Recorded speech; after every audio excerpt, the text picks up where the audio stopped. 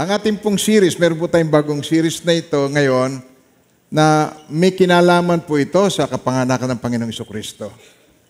Sa akin pong more than 30 years na pagiging pastor, ay ngayon lang po ako nagkaroon ng title na ang Diyos ay nakikiusap.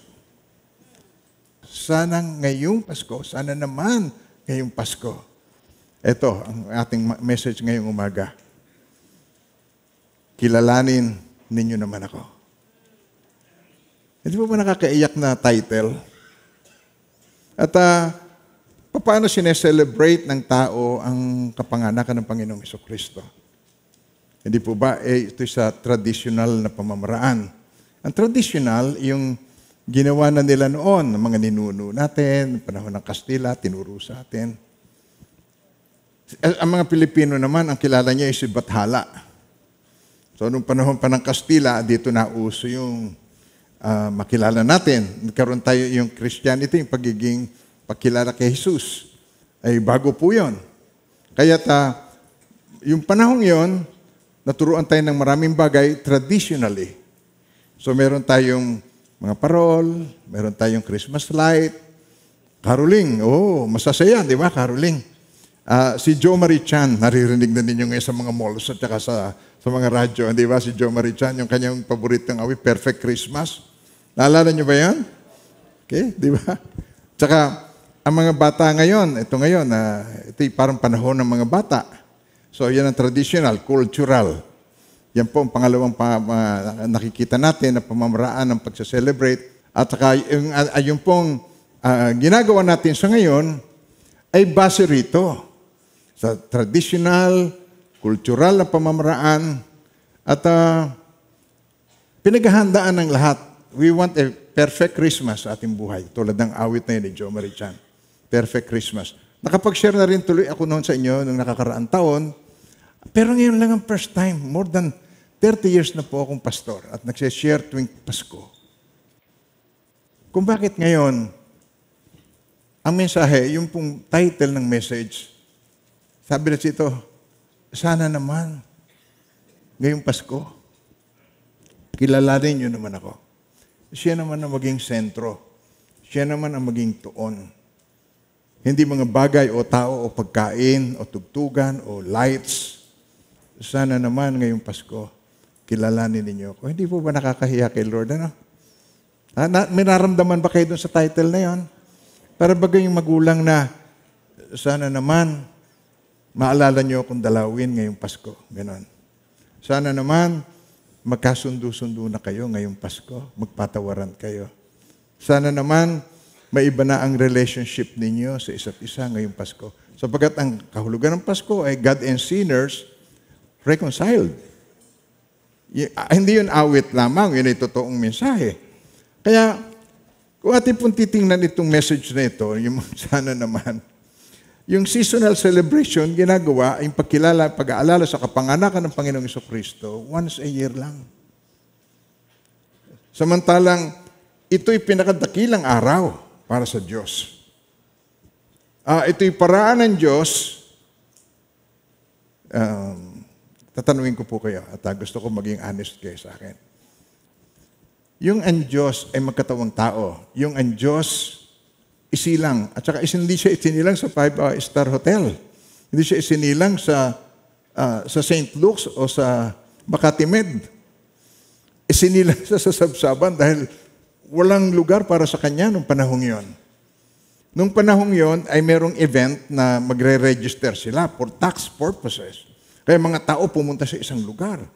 Kaya walang room. Aabutin na ng panganganak. Kaya sa Sabsaban. Pero alam nyo, planadong lahat yan.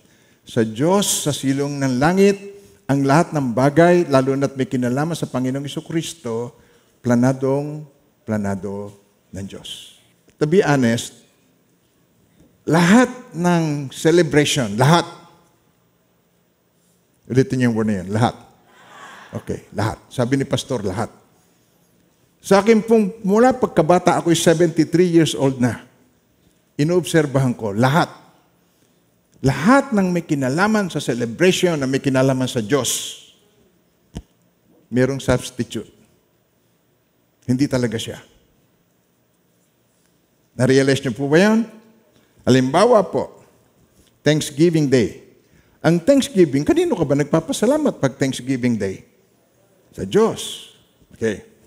Pag Thanksgiving Day, ang focus po nito, lalo sa Amerika, sa Amerika naman po nauso yung Pilipinas walang Thanksgiving Day. Tapos ngayon nakiki-Thanksgiving na rin tayo. Alam po ba tayo doon? Pero, ang Thanksgiving Day na supposedly dapat ito sa Diyos talaga, Kanya talaga yon. Pero ito ay nauwi sa Turkey. Kailangan may pabo. Pag walang pabo, kaya tinan nyo, bago pa dumating ang Thanksgiving Day, yung pong producer ng mga turkeys, naghahanda na sila kasi ito ay magiging napakabili. Lahat ng bahay na magsa-celebrate ng Thanksgiving Day, walang Thanksgiving Day pag walang turkey. Ang Diyos ay naging turkey. Ginawang turkey ng tao. Yun ang nasa gitna nila, bihis na bihis sila, at ang may honor para sa curbing, ano ba yung curbing? Yung po yung may karapatang maghati. Yun. Yun po yung ama ng tahanan o yung nagluto. Kung ako nagluto, huwag mong hihipuin yung turkey ko. Ako magkakat niyan. Ako yung curbing na yun. Ako ang may honor noon. If you're honest, makiki-agree kayo sa akin, if you're honest, sa aking observation na yun, meron niyang Thanksgiving sale, inaabangan yan. Pagka merong Black Friday o Thanksgiving sale sa Amerika, lahat ng summer clothings mura. Yung mga worth $30, $40, mabibili mo na yan, $5, $3, mabibili mo. Nakatambak pati sa lamesa yan, nakabunton. Summer clothings, mabibili. Ang mga tao doon, nasisiraan ng bait. Halo kaya niyan. Parang ukay-ukay, pero mamahalin yon, mga branded yon. At kaya, yung mga pauwi rito, nakakapagsalubong ng mura. Kasi, mayroon Thanksgiving sale, mayroon ditong Black Friday sale. Nakukuha niyo ba sinasabi ko? Susundan niyo pa ba ako? Pag Holy Week, ito na. Ito yung una, Thanksgiving, pasasalamat. Itong Holy Week, ito ngayon yung kamatayan ng Panginoong Jesucristo, yung Holy Week. Dito yung ipinakita niya sa sangkatauhan yung kanyang dakilang pag-ibig na matay siya sa cross. Okay? So nauwi ito kasi tradition nga traditional way, cultural, seasonal. So ito, Easter Bunny. Nauwi, merong Easter Bunny, merong Easter egg. Yung naghahunting ka ng mga egg na may kulay. Ewan ko sa Pilipinas, parang hindi naman yata masyadong uso yun.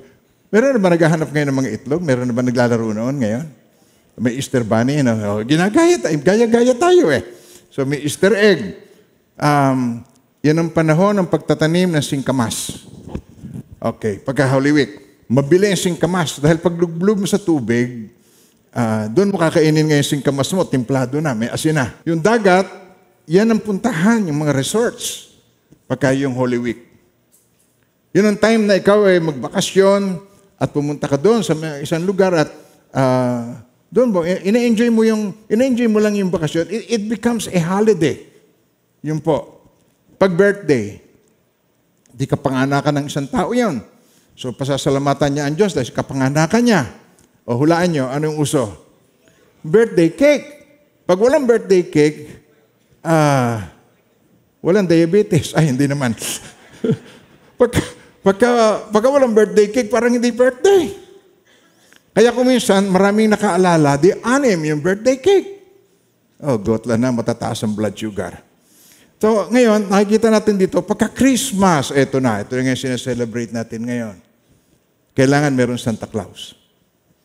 Pagka ikaw ito, mga ways to celebrate Christmas, kailangan kayo magpakuha ng picture na nakapajama kayong lahat, tapos may Christmas tree. Tapos, yun ang gagawin yung parang Christmas card, Happy Holidays. Ganon. Merry Christmas sa inyong lahat.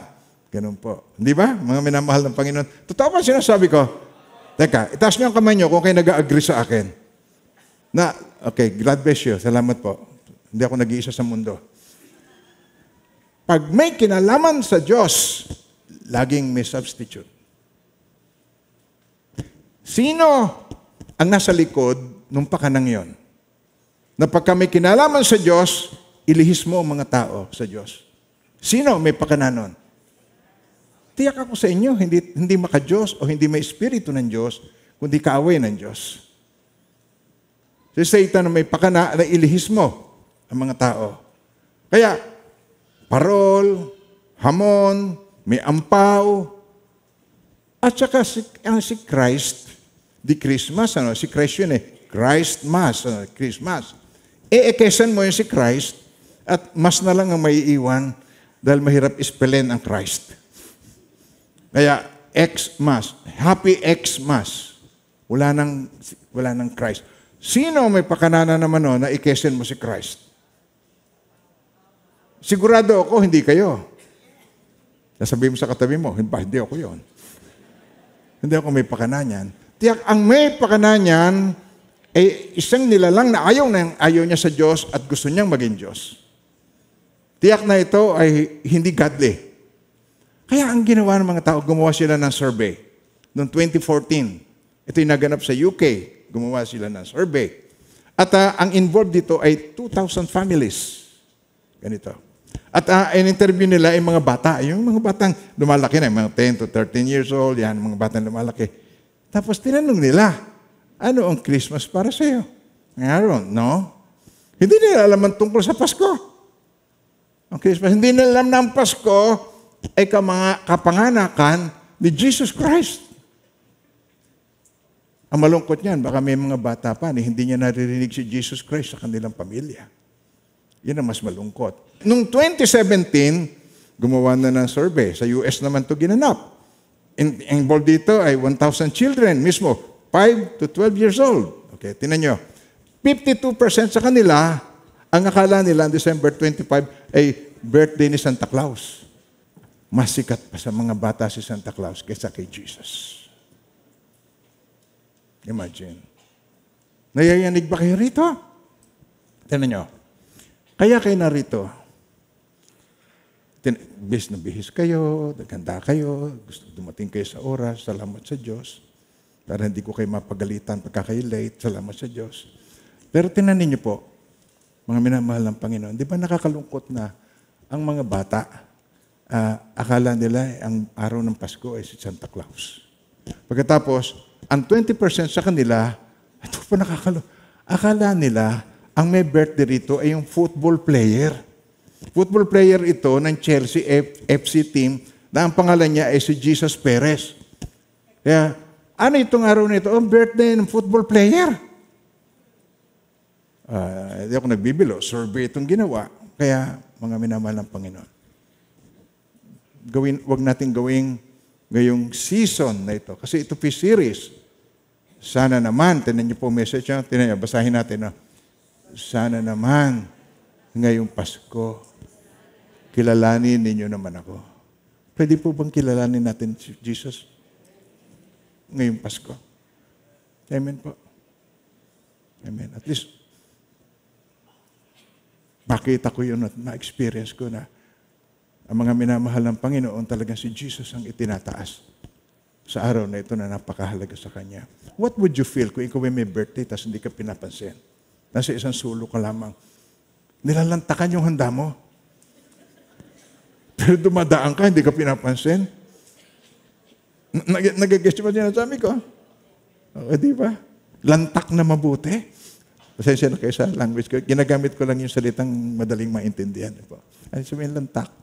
Ilantak. Kain ka nung halos di mo na ginunguya sa sarap. Pero hindi mo pinapansin yung dahilan kung bakit may handaan. Amen po.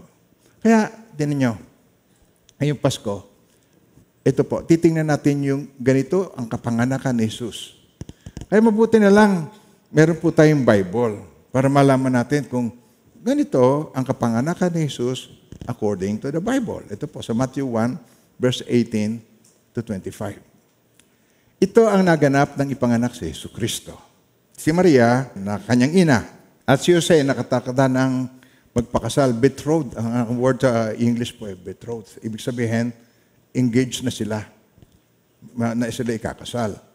Ngunit bago sila makasal, nagdadalang tao na si Maria sa pamamagitan ng kapangyarihan ng Espiritu Santo. Kaya binanggit po rito sa Matthew, para ipakita sa atin na ito ay virgin birth.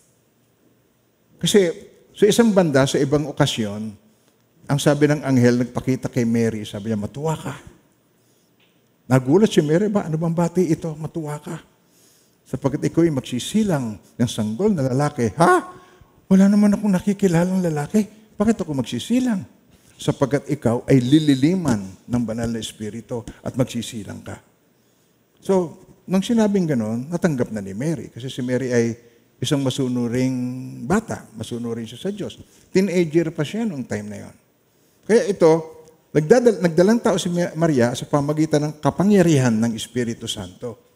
Alam niyo po, napakahalaga ito. Napakahalaga. Na si Jesus Christ ay virgin, ang nanay niya, virgin birth. Ibig sabihin, hindi siya nabahiran ng similya ng lalaki. Hindi siya nabahiran ng binhi ng lalaki. Si Jesus lamang ang tanging tao. Dahil siya ay nagkatawang tao. Pero hindi siya tao lamang. Ulitin niyo yun. Hindi tao lamang. Siya lamang ang tanging tao. Yung nagkatawang tao.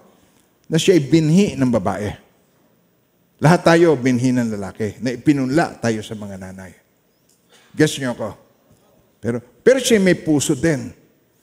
Okay. Si Adan wala. At saka si Eva walang pusod. Pero siya may pusod na katulad natin. Pinanganak siya ng ganon. At yun ay sa kapangyarihan ng banal na espiritu. Why? Napakahalaga na ang tagapagligtas ay walang sala. Sinong tao ang pipiliin ng Diyos para maging ganon? Wala. Kinailangan siya mismo. Kinakailangan, requirement. Hindi pwede na may sala. Paano magiging tagapagligtas mo? Ang sabi sa Bible sa Romans 3:23, for all have sinned and fall short of the glory of God. Lahat ay nagkasala at walang sino mang karapat-dapat. Tingnan niyo po. Sapagkat ang lahat ay nagkasala at walang sino mang karapat-dapat sa paningin ng Diyos. Walang karapat-dapat. So, si Jesus lamang ang tanging qualified. Why? Sapagkat siya ay hindi binhi ng lalaki, siya ay binhi ng babae, at yon ay kapangyarihan ng Panginoon. Nililiman ng banal na espiritu, at ipinanganak siya, at kinailangan siyang isilang para tayo ay kanyang makasama. Hindi ba napaka-amazing ito? Tingnan niyo po. So, ituloy natin. Okay. So, nililim siya pamamagitan ng kapangyarihan ng Espiritu Santo, subalit, dahil sa isang matuwid na tao, si Jose, na kanyang mapapangasawa, ayaw nitong malagay sa kahihiyan si Maria. Ayaw niyang machismis si Maria. Ayaw niyang ma-expose si Maria na, i-atras ko na ang kasal ko kasi buntis pala siya. So, para hindi malagay, binalak niyang hiwalayan si Maria ng palihim. Gagawin niya ito ng secretly, walang makakaalam. Ngunit habang pinag-iisipan ito ni Jose, nagpakita sa kanya sa isang panaginip ang angel ng Panginoon, sinabi nito sa kanya, Jose, anak ni David, huwag kang matakot. Napakasalan si Maria sapagkat ang sanggol na dinadala niya ay mula sa Espiritu Santo. Magsisilang siya ng isang batang lalaki at Jesus ang ipapangalan mo sa sanggol sapagkat ito ang kanyang purpose. Ililigtas niya ang kanyang bayan sa kanilang mga kasalanan. Nangyari nga ang lahat ng ito upang matupad ang sinasabi ng Panginoon sa pamamagitan ng prophet. Ibig sabihin dito, this has been prophesied 700 plus years ago bago ipanganak si Jesus. Kay Isaiah. So sinabi na niya ito sa isang propeta noon na mangyayari ito. So ito ay pangako ng Diyos. Ito ay hindi isang insidente ng ngayon lang nangyari. Kaya wina-warning ako na yung mga kababae, mga kadalagahan. Pagkatapos pagkakayo ay nabuntis at bago kayo makagraduate, sasabihin ninyo ito'y sa Espiritu Santo. Wala pang pangyayaring ganun noon at wala iba pang mangyayari sa panahon natin ngayon at magpakailanman. Yun ay pangyayaring naganap sa ikaliligtas ng sangkatauhan. Amen po. Gumawa ng paraan ang Diyos. Nangyari nga lahat ng ito upang matupad ang sinasabi ng Panginoon sa pamamagitan ng propeta. Maglilihi ang isang birhen at magsisilang ng isang sanggol na lalaki at tatawagin itong Emmanuel, ang kahulugan nito'y kasama natin ang Diyos. Nang magising si Jose, ano nangyari? Sinunod niya ang utos ng anghel ng Panginoon at pinakasalan niya si Mary. Ngunit hindi niya, sabay-sabay. Sa English translation, itong part na ito, and Joseph did not know her. Alam niyo yung know, patulad yung, and then Adam knew Eve, and then Eve conceived.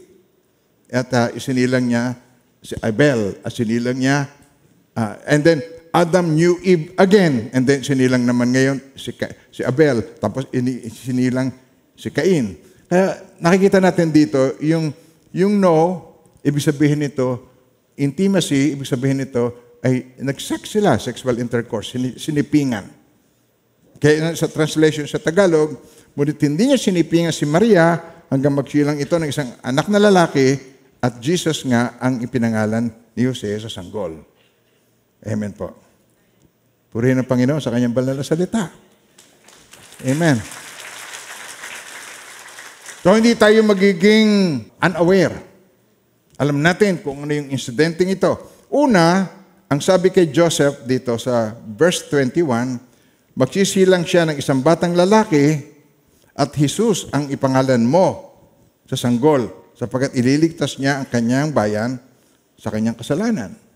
Ngunit dito naman, makikita natin dito sa verse 23, sabi rito, narito magdadalang tao ang isang birhen at manganganak ng isang lalaki at tatawag nila sa kanya, nila. Si Jose, tapos nila ay Emmanuel nang ibig sabihin kasama natin ang Diyos. So mamaya-maya ipapaliwanag ko po yan. So nakita natin dito na nung sinabing hindi sinipingan si Maria, hindi siya sinipingan ni Joseph hanggang hindi siya nagsisilang ng sanggol, sapagkat si Jesus ay mayroong mga kapatid. Sapagkat matapos isilang si Jesus, nagsama na sila bilang pangkaraniwang mag-asawa. And what's wrong with that? Meron bang masama po doon? Wala. Walang masama kung sila ay nagsama. Dahil sila naman ay mag-asawa. Ang mag-asawa ba ay dapat nagsasama? Ang dapat bang nagsisiping? Dapat bang normal ang buhay? Ang lalaki at babae ay nilikha ng Diyos para doon sa bagay na yun. Amen po. Kaya dito sa Mark chapter 6 verse 3, nung si Jesus ay gumagawa ng maraming kababalaghan, ay kinu-question siya. Kino-question siya ng mga tao. At ito sabi, teka, is this not the carpenter? Hindi ba ito yung karpentero? The son of Mary, hindi ba ito yung karpentero na anak ni Maria? And brother of James at kapatid niyang mga lalaki, si James, si Joseph, Judas, and Simon. And are not his sisters here with us? Ang kanyang mga kapatid na babae. Hindi ba dito kapiling natin? So they were offended at him. So it was prophesied in the old times, in the Old Testament. Yung pong pangyayaring ito, virgin birth, hindi bago. Inaabangan na ito ng mga Israelita yung pagsisilang ng birhen. Inaabangan. Actually nga hanggang ngayon, nakaabang pa rin sila Hanggang ngayon, yung mga Israelita, naghihintay pa hanggang ngayon. Yung isinilang noon, malapit nang bumalik. Yung isinilang noon, ay babalik na. Pero ang mga tao na hindi pa alam ang Pasko. Ang mga bata na hindi pa kilala si Jesus. Hanggang ngayon. At sineselebrate nang hindi kumikilala sa celebrant. Napakalungkot. Ito po, papakita ko sa inyo kung ano ang pinrapisay sa Old Testament tungkol dito. Dito sa Isaiah 7:14 po. Therefore, the Lord Himself will give you a sign. Ito po ang palatandaan. A sign. Behold, the virgin shall conceive and bear a son, and shall call his name Emmanuel. Kaya't ang Panginoon mismo ang magbibigay sa inyo ng tanda. Narito isang birhen ang maglilihi at manganganak ng isang lalaki at kanyang tatawagin ang kanyang pangalan na Emmanuel. Nang ibig sabihin, kasama natin ang Diyos. God with us. Ulitin yung word na yun. God with us. One more time. What is the meaning of God with us? Hindi po ba? Kung buhay ito sa puso mo, kasama ang Diyos. Katulad itong theme natin for the whole year. Jesus in me in 2023. Sa buong taon, aalalahanin natin, nakasama natin siya, Jesus in me. Yun ang purpose ng salvation. Parang banal na espiritu, manahan sa atin. Maya, papaliwanag ko po sa inyo yan. Takitin na niyo. Number one, tingnan nyo, meaning of God with us. Ito, number one, titingnan natin. God. Di ba? God with us. Isa pa. Tingnan muna natin yung kanyang pagiging Diyos. Sapagkat si Jesus ay nagkatawang tao. Ako po ay pinanganak na tao. Ikaw ay pinanganak na tao. Hindi tayo nagkatawang tao at nagkatawang tao ako noong January 15. Ay hindi po. Talagang ako'y tao. Si Jesus namang ang nagkatawang tao. Nagigas niyo ako doon. Kaya sa Matthew 1:20 hanggang 21, tingnan po, ulitin natin to. Maganda naman nire-review eh. Okay lang po ba na ulitin natin? But while he thought about these things, behold, an angel of the Lord appeared to him in a dream, saying, ano sabi niya? Joseph, son of David, do not be afraid to take you, Mary your wife, for that which is conceived in her is of the Holy Spirit. Yun po ang sabi. And she will bring forth a son, and you, si Joseph, shall call his name Jesus, for he will save his people from their sins. Alam niyo ba yung Jesus ay English translation na? Hindi naman yan ang original sa Bible. Hindi yan. Ang original dyan, Yeshua. Na nanggaling yun sa salitang Yahweh saves. Sino sa inyo nakakaalam na ang pangalan ng Diyos ay si Yahweh? Pakitaas ang kamay po. Pakitaas, okay. Okay. God bless you po. Okay. Bihira, hindi masyadong Yun, ang totoo, YHWH. Tinanong siya ni Moses, anong pangalan ang sasabihin ko? YHWH. Kaya mabita, parang wala. Parang hangin, parang wind. Pero para ito ay mabasa, nilagyan ng A. Ang A, ibig sabihin Adonai. Yung E, ibig sabihin ng Elohim. Okay, maraming pangalan. Kaya yung pangalan Elohim, Almighty God. Kaya dito, Yahweh. Yung YHWH, Yahweh. Pero yung anak, tinawag na Yeshua, ibig sabihin, ito ang gagawin niya. This is what He is going to do. Jesus, ang gagawin niya, He will save His people from their sins. Kaya, Jesus ang kordero ng Diyos na nag-alis ng kasalanan ng sanlibutan.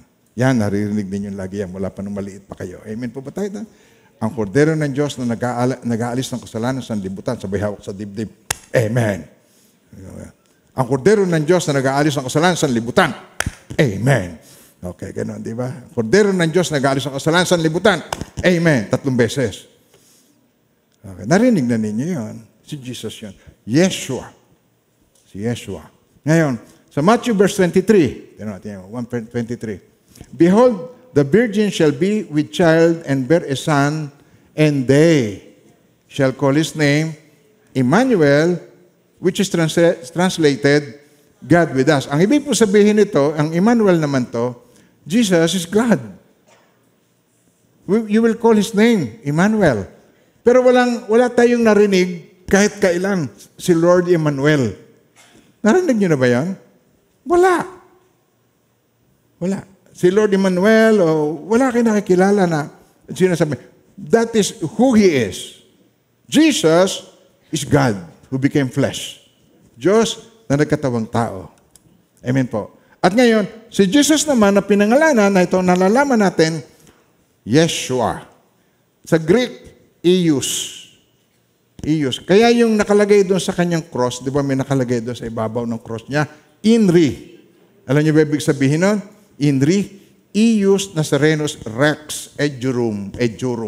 Ibig sabihin, si Jesus, Eius Nazarenus, si Jesus na taga Nazareth, King of the Jews.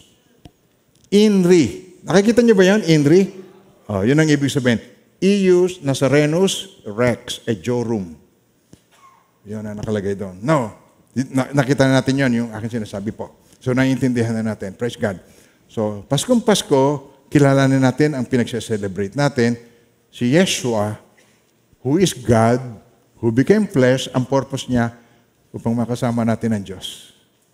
Masaya ba kayo ron? It is a good news.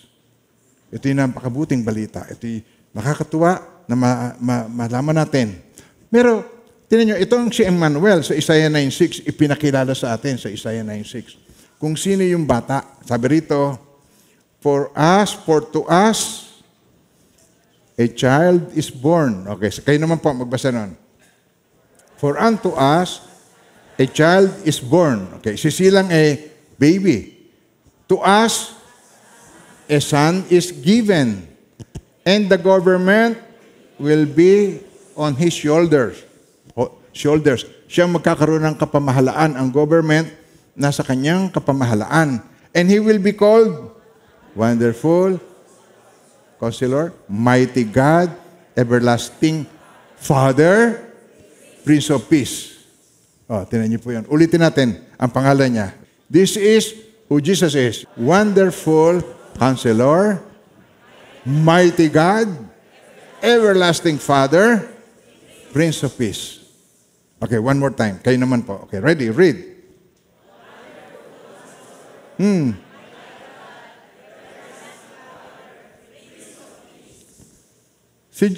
Yung Emmanuel, ito po, si Jesus, si Yeshua, at saka Emmanuel, ay hindi dalawang tao. Ang Emmanuel, ang tinawag na Jesus, at saka Emmanuel, is the same person. At ito ay si Yeshua. Ang Diyos ang nagkatawang tao. Sa kanyang lahat ang kapurihan. Amen po. Ngayong Christmas, this Christmas po, kilalanin natin ang pagiging Diyos niya sa ating buhay. He is God. Amen po. Pwede ba huwag nating i-downplay si Jesus? Jesus is God. Sabi niya, may kapangyarihan akong ibigay ang aking buhay, may kapangyarihan din ako na ibalik ang aking buhay. Marami nag-Jesus-Jesusan. Kaya niyang ibigay ang kanyang buhay. Okay? Pero may kapangyarihan ba siyang ibalik? Ay nabulok na. Pero hindi uli nagbalik. Hindi na siya nakabalik. Pero si Jesus, may kapangyarihang ibigay ang kanyang buhay, may kapangyarihan na ibalik ang kanyang buhay. Amen po. Ang ating Panginoon, lahat ng kanyang sinabi ay totoo at ating maasahan. Maasahan natin ang Panginoon. Ang kanyang mga pangako ay totoo. Kilala natin, He is God and He is with us. In the beginning was the Word. Ito po. In the beginning was the Word. And the Word, ito may sa John chapter 1 verse 1. Ulitin natin. Okay, ready? Read it. In the beginning was the Word. And the Word was with God.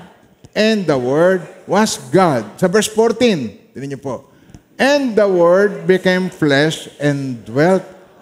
Ibig sabihin, and the Word became Emmanuel, God with us. And the Word became flesh and dwelt among us, and we beheld His glory, the glory as of the only begotten of the Father, full of grace and truth. Kaya yung kanyang pagkakatawang tao, definitely, gusto niya tayong makapiling sapagkat baliwala sa kanya ang heaven nang wala kayo, wala ako sa piling niya. Mahal niya tayo. At hindi tayo makakarating doon without Him. Kung hindi niya ginawa yung kanyang ginawa, at kung hindi natin kilalanin yung kanyang ginawa para sa iyo, at nananatili ka doon sa iyong magagawa para sa Diyos, 101% mabibigo ka. You cannot save yourself. Hindi mo magagawa ang iyong way to heaven. Hindi. Sa iyong paraan, sa iyong uri ng pamumuhay, sa iyong lifestyle, sa iyong mga pumapasok sa isip mo na tinotolerate mo, sa iyong ina-enjoy araw-araw, sa pinag-uugulan mo ng iyong oras, miya't miya, 100%, 101%, you cannot make it to heaven. Amen po. Nag-agree ba kayo sa akin? Sapagkat si Jesus ay hindi namatay ng walang kabuluhan. Sapagkat itong isinilang na ito ay destined to die for you and for me. Yun po. Kaya siya ay ipinanganak sa sabsaban, sa manger. Yung bagang para pong nakaganyan na kahoy na labangan, yun, madali nyo makita yung labangan, ano? Parang labangan. Nandun yung hay, tapos nung kumakain yung mga tupa, pero yung mga tupa na nandun, yung mga hayop na nandun, sila'y papatayin. Si Jesus ay inihanay sa papatayin kasi nung araw po ay merong tinatawag na sacrifice.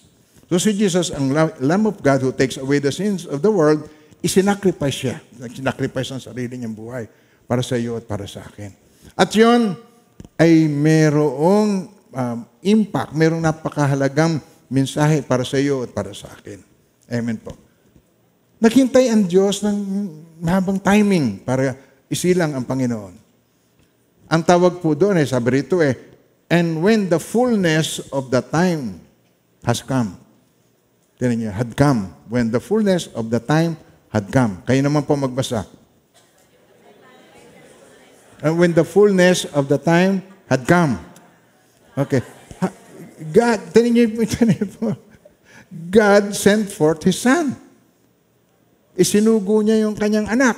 Nang dumating ang takdang panahon, sa Tagalog po yan ngunit nang dumating ang takdang panahon, sinugo ng Diyos ang kanyang anak, isinilang siya ng babae at namuhay sa ilalim ng kautusan. Nasa law ang mga tao, nasa ilalim ng kautusan upang palayain ang mga nasa ilalim ng kautusan. Sa gayon, tayo mabibilang ng mga anak ng Diyos. At upang ipakilalang tayo mga anak ng Diyos, anong ginawa ng Diyos? Ito, kaya siya nagkatawang tao upang ipagkaloob sa atin muli ang Espiritu Santo na napahiwalay sa tao dahil sa kasalanan. Para mabalik sa atin ang Holy Spirit. Upang ipakilalang kay mga anak ng Diyos, pinagkalooban niya tayo ng Espiritu ng kanyang anak nang tayo makatawag sa kanya ng Ama! Ama ko, hindi ka naalipin kundi anak at sapagkat ikaw ay anak, ikaw ay tagapagmana. Tagapagmana ka ayon sa kalooban ng Diyos. At siya mananatiling kasama mo. Amen po. Kaya, si Jesus ay naging kaisa natin. Yung ginawa niya, nagkatawang tao siya upang makasama tayo, upang ipakilala natin ang Diyos, ipakilala ang Diyos sa atin, upang ipakita niya sa atin kung paano mamuhay ng maka-Diyos. Turuan tayo, pati sa pagpipray, pati sa ating pong uri ng pamumuhay, uri ng relationship, itinuro niya sa atin ito. Ito po, in the person of Jesus Christ, tinan niyo po, ganito ang kanyang ginawa. He left the throne of heaven. Nakaupo sa may trono. He left the throne of heaven, became a man, siya nagkatawang tao, at sinilang siya sa isang yung hindi baga, ang mga tao hanang-hanga sa rich and famous Di ba? Kung sasabihin dito the poor of the poorest. Papanoorin niyo ba yung show na yun? The poor of the poorest. Ang papanoorin mo ay rich and famous. Ang ipapakita sa iyo, nasa yate, nasa 5-star hotel, ang kanyang lahat ng gamit, pati bathtub niya ay ginto. Nasusundan niyo pa ba ako? Balot ng ginto lahat, maliban sa puso. So, ito po, tinan nyo, yung pagkakapanganak sa Kanya, yung bagang hindi ka mahihiyang i-approach. Kung si Jesus ba ay nakasuot ng napakagarang suot, yung nakasuot ng mga ginto ang suot, mahihiyang i-approach ng mga tao. Siya ay approachable. Kasi isinilang siya sa manger. At ang dumalaw sa kanya ay mga pastol. Nasusundan niyo pa ba ako? Shepherds. Ang dumalaw sa kanya doon. By being born as an infant, bilang sanggol, walang kakayahan ng sanggol maglakad. Walang kakayahan ang sanggol na hawakan man lang yung kanyang bote. Malaki na siya bago niya mahawakan yun. Kailangan ito talaga, very fragile ang kanyang, aalagaan mo talaga siya at completely dependent siya bilang bata. At ang nanay niya, teenager, ang kanyang nanay. Batang-bata pa ang kanyang nanay na hindi pa halos sanay. Hindi pa marunong. So, yun ang kanyang nanay. At siya ay tinuruan ng carpentry ng kanyang tatay na si Joseph, ng kanyang umako sa kanya na parang anak siya ni Joseph. Naniniwala ba kayo, kumbinsido ba kayo na si Jesus may mga kapatid? Nasa Bible po yon. Tinignan kong mabuti yun kasi hindi yun ang nakalakihan ko. God does not want us to remain ignorant about the Word of God. Amen po. Anong humility? Ano pang kababaang loob ang pwedeng ipakita sa atin ng Diyos na siya ay isinilang sa manger?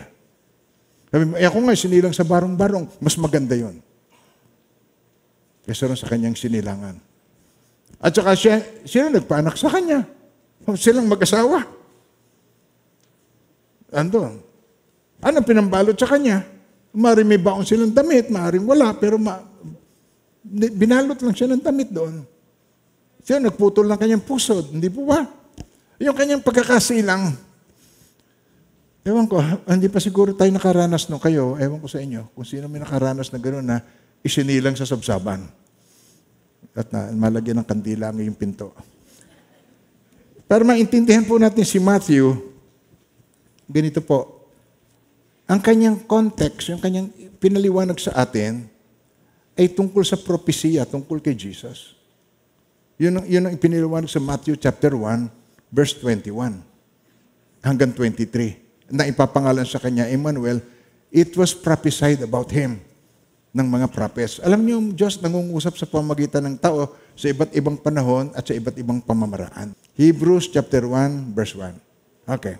Nung una, nagsalita ang Diyos sa pamamagitan sa ating mga ninuno sa iba't ibang panahon, sa iba't ibang paraan, sa pamamagitan ng mga prophets noon. Ngunit ngayon, siya nagsalita sa atin sa pamamagitan ng kanyang anak. Sa pamamagitan ng anak, dilikan ng Diyos ang sinukop siyang itinalaga niyang magmaari ng lahat ng bagay. Kaya ngayon po, si Jesus, yung ating naririnig ngayon, ito'y first hand na isinyer niya sa kanyang mga disciples. Ito po, yung pong isinyer ni Matthew, hindi ito bago.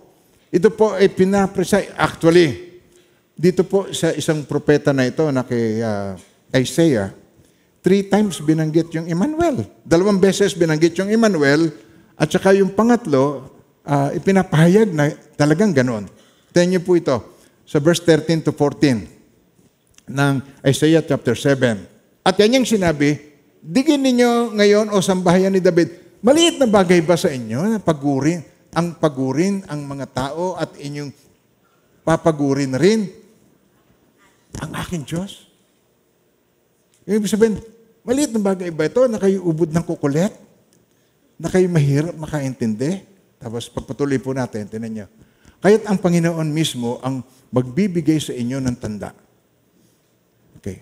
Sabi niya, narito isang birhen na maglilihi at manganganak ng isang lalaki at kanyang tatawagin ang kanyang pangalan, Emmanuel, nang ibig sabihin, God with us. Sabi niyo, Emmanuel, God with us. Okay, isa pa. God with us. Purihin ang Panginoon. Amen. Okay. Lumipas pa ang panahon dito sa chapter 8, verse 8. Ito. He will pass through Judah. He will overflow and pass over. He will reach up to the neck, and the stretching out of his wings will feel the breath of your land, O Emmanuel. At dito naman po sa verse 10, take counsel together, but it will come to nothing. Speak the word, but it will not stand, for God is with us. Ang Diyos ay kasama natin. Purihin ang pangalan ng Panginoon. Amen po. 3 ulit. 2 beses sinabi yung Emmanuel, ang pangatlo, for God is with us. Ang nilagay. So why did Matthew use the Old Testament prophecy? Bakit niya ginamit yung Old Testament prophecy? Simple lang po. Gusto niyang ipahayag na si Jesus is the fulfillment of God's promise to His people. Yun ang pangako. Ang promise ng God tinupad kay Jesus Christ. Nung dumating ang takdang panahon, sinugo ng Diyos ang kanyang anak, isinilang ng babae sa ilalim ng kautusan upang palayain ang lahat ng nasa ilalim ng kautusan. Sa gayon, tayo mabibilang ng mga anak ng Diyos. malaya na tayo. Kaya, upang ipakilala kay mga anak, pinagkalooban tayo ng espiritu ng anak upang makatawag, Mama ko, hindi ka na alipin kundi anak at sapagkat anak, ikaw ay tagapagmana ayon sa kalooban ng Diyos. Hindi maliit na bagay po. Amen po? Amen. So, itong sinasabing itong fulfillment, para ipakita ko pa po sa inyo at tayong lahat po umuwi na tayo kumbinsido that Jesus in me in 2023, Emmanuel, God with us. Ito po ang promise ng God kay Moses. Ito ang promise ng God kay Joshua. Ito ang promise ng God sa mga disciples. Tingnan niyo po, kay Moses. Si Moses ay lumaki sa palasyo. Kasi siya ay inampon ng prinsesa, anak ng paraon. So siya laking palasyo, nag-aral siya sa the best school, si Moses. Kaya si Moses ay engineer. Nagagawa niya yung mga hindi kayang gawin ng mga pangkaraniwan. Engineer si Moses. Isang araw, mayroong mga Egyptians na sinasaktan nila ang Israelita. Luminga-linga si Moses, pinatay niya. Nag-away sila at napatay ni Moses yung dalawang Egyptians. At inilibing niya ito sa buhangin. Madali magbaon sa buhangin sa lugar nila. Inilibing doon. At siya tumakas. At doon siya nanirahan sa Midian. Doon niya nakilala yung kanyang mga asawa at siya naging shepherd doon sa lugar na yon. He worked as a shepherd at nangyari yun 40 years old siya. Pero doon sa Midian, tumira siya ng another 40 years. So, ibig sabihin nito, para i-prepare siya ng Diyos para mawala sa kanya yung pananangan sa sarili. Sabihin niyo yung word na yun? Ayan.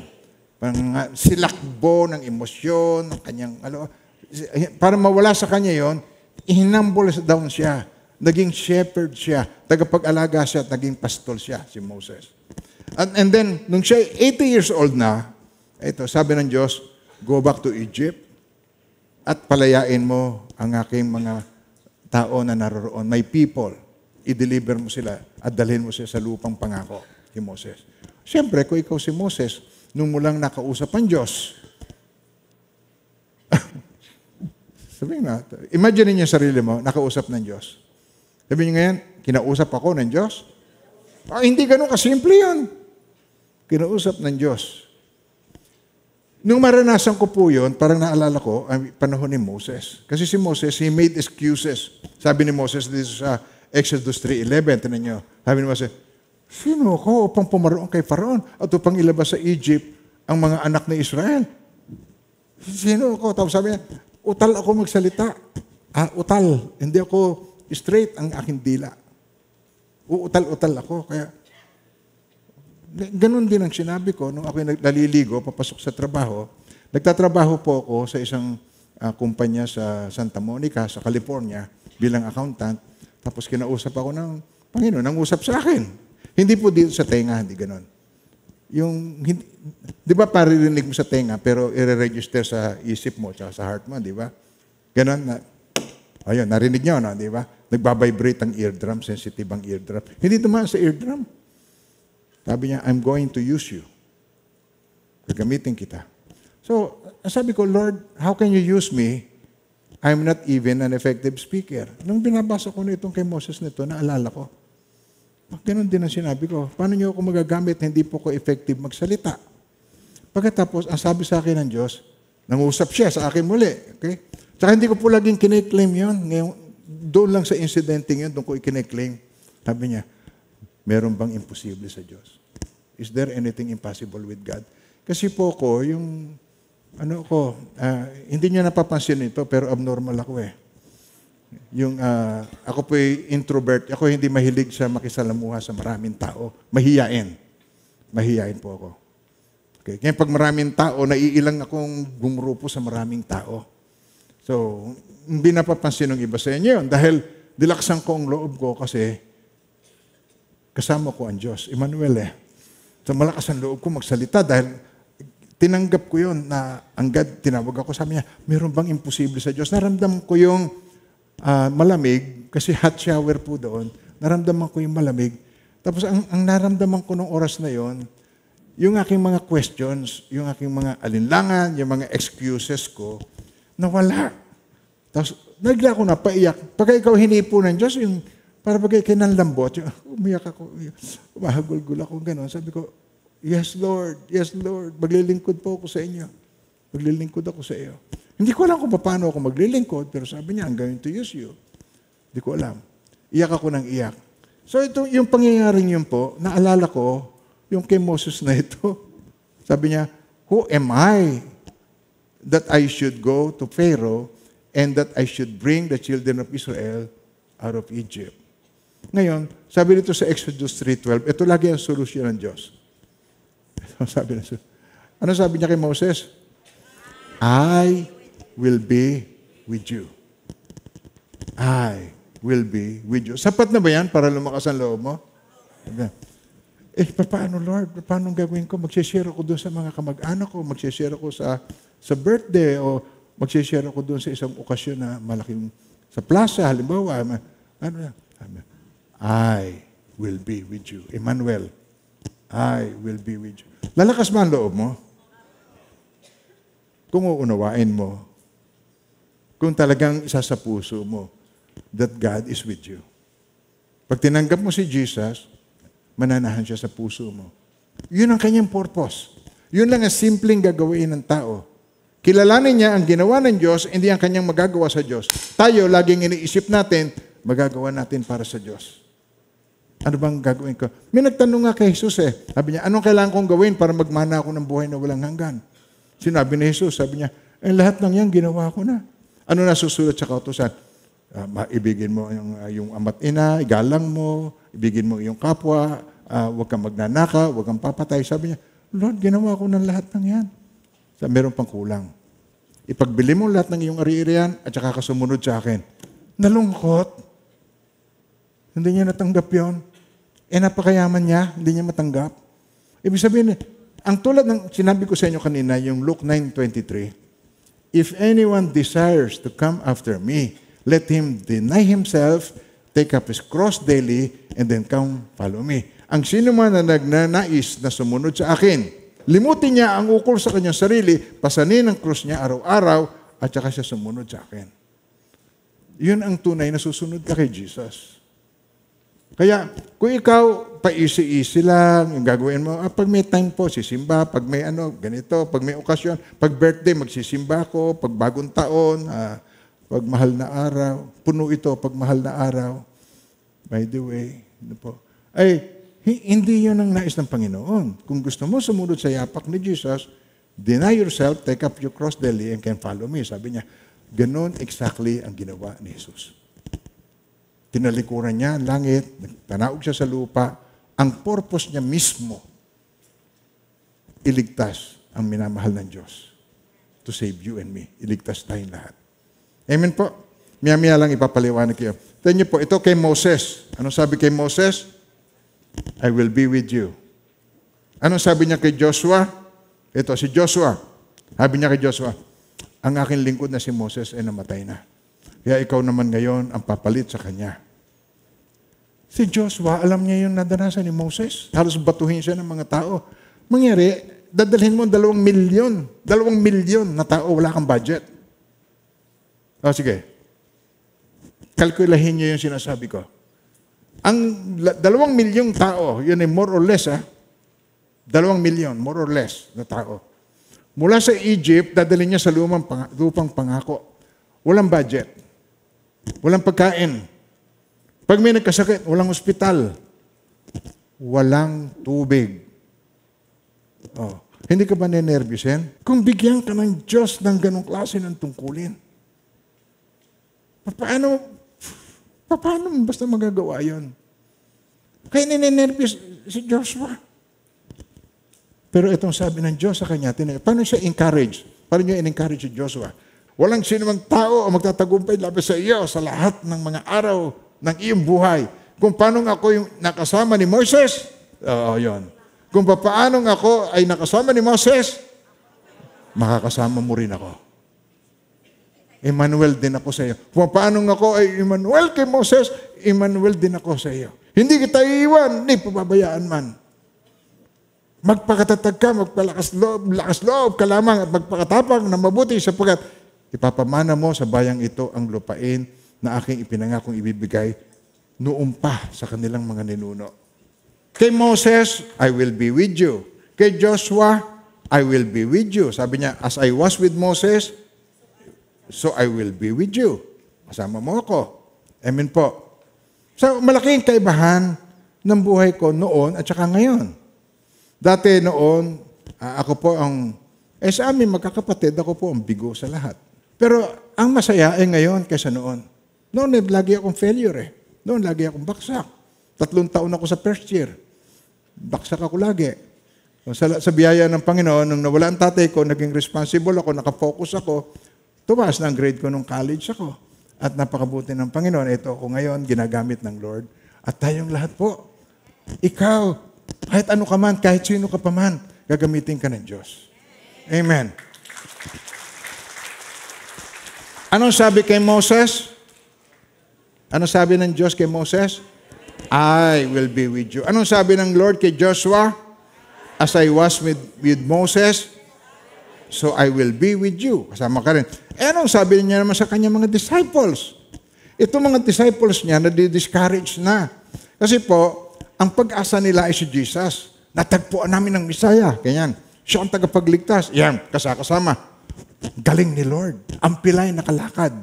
Ang bulag nakakita. Ang pipi nakapagsalita. Ang patay. Binuhay niya. Galing ni Lord. Biglang siya ang namatay sa cross. So kung namatay ang isang tao, di parang namatayan ka ng pag-asa. Nakukuha niyo ba sinasabi ko? Totoo po ba yan? Ang kasi siyang nagpapaaral sa iyo, si tatay, namatay. O kasi siyang inaasahan mo, si lolo, namatay. Wala ang iyong pag-asa pag namatay. Amen po ba? He was crucified, pinako sa krus. Pagkatapos, salamat na naman kay Joseph of Arimathea, siyang mayaman, si Jesus inilagay doon sa kanyang mausoleo. Yan ay kuweba na may bato. So inilagay si Jesus doon. Iniyakan nila si Jesus. At sila yung nangalat nung si Jesus ay pinaparusahan. Natakot sila. Kumalat silang lahat. As si Peter sa takot, idininay siya ng 3 times bago tumilaok ang manok. Tatandaan niyo na yan? Nakukuha niyo na? Okay, ngayon, ang isa sa kanila, pinagkanulo siya, nag-suicide. Kilala niyo na rin yan. O kang titingin sa katabi mo, hindi siya yon. Okay. Ipinagkanulo siya, nag-suicide. Sila introubled ang kanyang buhay. Tapos nagkatawang tao ang Panginoong Jesucristo. Sa Matthew 28, verse 19 to 20. Kaya sabi niya, go therefore and make disciples of all the nations, baptizing them in the name of the Father and of the Son and of the Holy Spirit, teaching them to observe all things that I command you, that commanded you. And lo, sabahin niyo, and lo, I am with you all. Isa pa. And lo, even to the end of the age. Kahit na tayo ay magkaroon ng Third World War, kahit magkaroon ng nuclear, kahit ano mangyari, I am with you till the end of the age.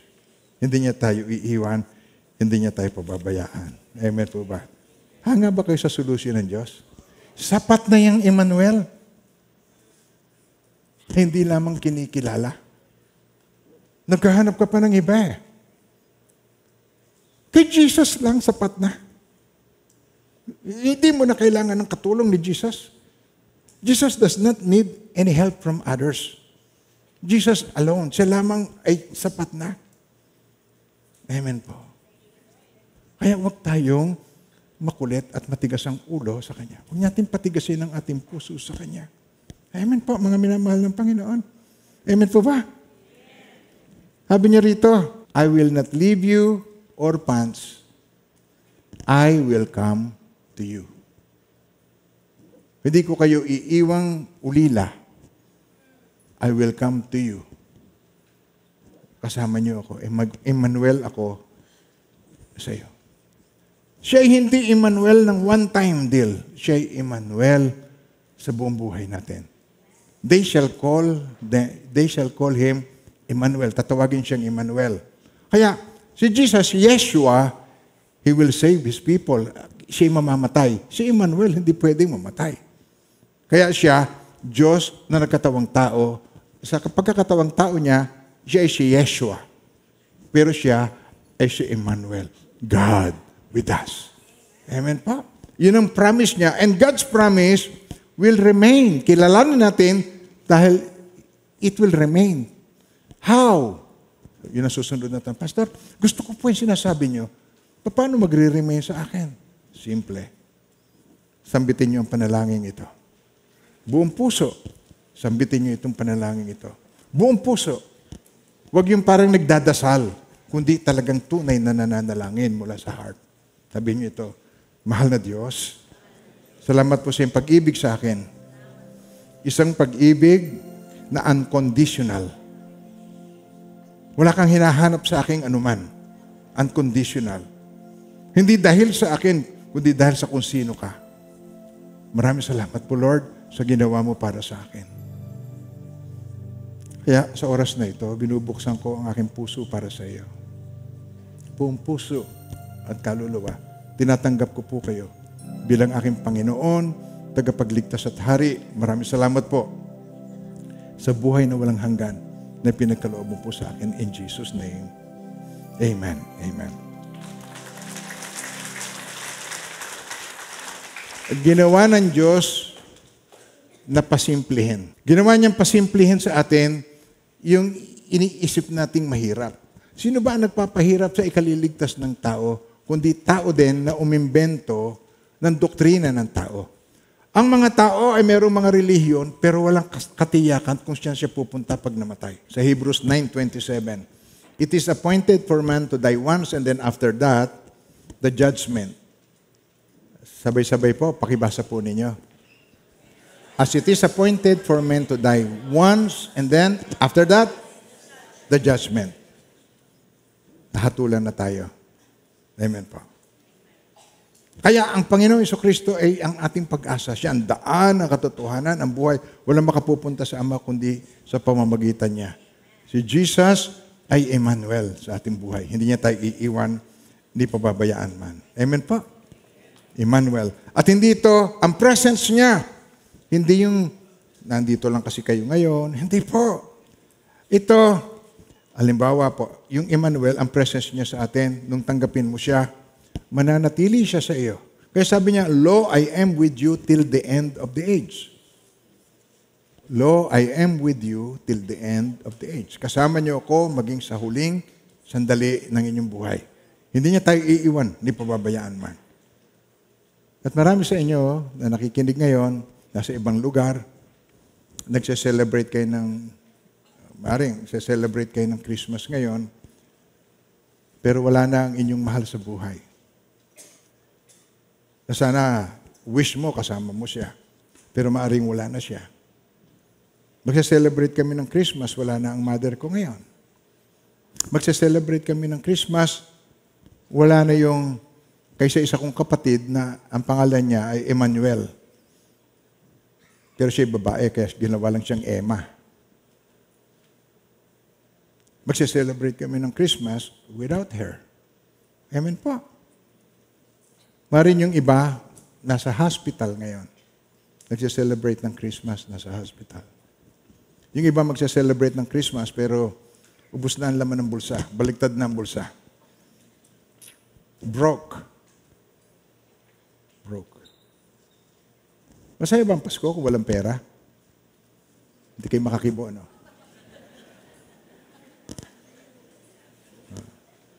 Si Jesus ba ay mayaman? Marami bang pera? Kaya sinasabi ko po, maring kayo, meron kayong ongoing divorce na nangyayari ngayon. Okay? At maring ikaw nasa duty, maring ikaw ay nurse, maring militar, hindi ka maka-attend ng church, nasa online ka lang, nandiyan ka sa online, nanonood, God bless you po. Pero, ang totoo po niyan, ang wish natin na perfect Christmas, palitan natin ngayon ng right Christmas. Nagigets niyo ang sinasabi ko? Magagawa mong ikasal ka sa araw na pinili mo. Magagawa mong ikaw ay mag-celebrate Celebrate ka sa lugar at saka sa araw na gusto mo, ng kung ano man. Pero alam nyo, hindi mo magagawang itakda ang araw ng iyong kamatayan. Only God knows. Nag-guess nyo ako, nung ako'y 16 years old, namatay ang daddy ko ng January 9, ang birthday ko ay January 15. Guess what? Okay. Hindi perfect ang Christmas during the time. At maaaring ang iba sa inyo naghahanap ng perfect Christmas, but always remember, tandaan po natin lagi, God is with you in all the moments of your life. Lahat ng panahon ng iyong buhay, hindi kanya iniiwanan.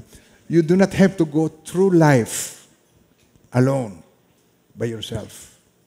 Hindi mo kailangang harapin ang buhay ng ikaw ay nag-iisa. Sapagkat may nangako sa iyo at siya'y kaya niyang tuparin ang kanyang pangako.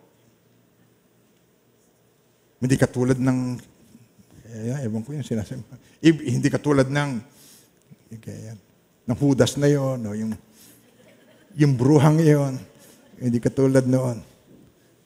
Siya pag nangako, tutuparin niya sa iyo. Hindi kanya iiwan, ipababayaan man. Amen po. Hindi mo kailangan harapin. Kasama natin siya. Amen po. Nagdadrive ka, papunta sa grocery. Kasi matanda ka na, nagdadrive ka pa. Wala kang driver, nagdadrive ka pa. Pupunta ka sa grocery. Hindi ka nag-iisa. Kasama mo siya.